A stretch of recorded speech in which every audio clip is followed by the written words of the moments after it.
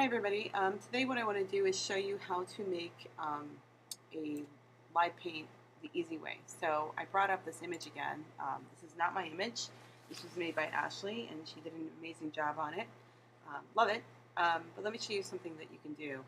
So let's say you're happy with this. You like everything you see here. Um, what you're going to do is you're going to go to Window. I'm sorry, no, you're going to go to File. You're going to go to Export. So you're going to leave an image that's just black and white like this with all the things, but I want you to export an image. You're going to make it a JPEG. In this case, I'm going to call this just a JPEG of what it is. That's good. I'm going to export that, and I'm going to make sure, this is important, make sure that this is set at 300 dpi. That matters for what we're doing.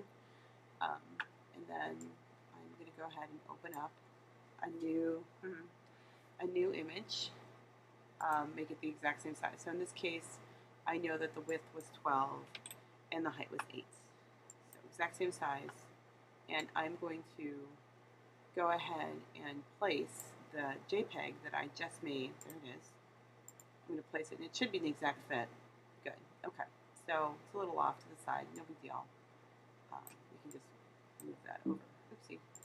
So let me go to my tools and grab this and just kind of shift this over a little bit so it fits.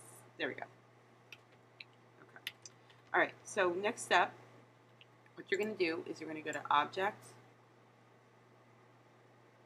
Live Trace, Tracing Options. Say OK to all this. Ignore the whites. Make sure this is set to 300 ppi. This is set to black and white. And you're going to hit Trace. And it might take a little bit of time. Basically what it's doing is it's taking something that was raster, because I just converted it to from vector to bitmap, and I'm taking it and I'm converting it back into vector again. So there it is. And now I'm going to take this lovely image and I'm going to hit expand. And basically what you've got now is a vector-based image again, but it's no longer lines. These are now shapes, but they're editable points. All right. Last thing I need to do to this image is I need to give it a border.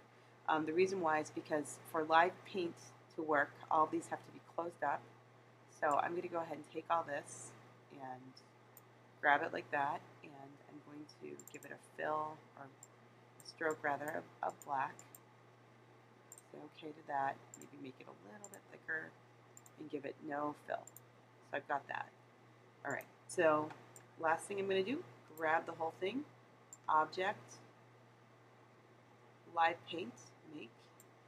And if I did this correctly, I'm kind of crossing my fingers here, but if I did this correctly, good, perfect. So now every single one of these should be an editable area for me to work in. So that's the quickest and easiest way to work with this. I'm just going to unclick that so you can see how easy this is to use. So if I come in and I start clicking with a color or something like that, I can very easily make this work.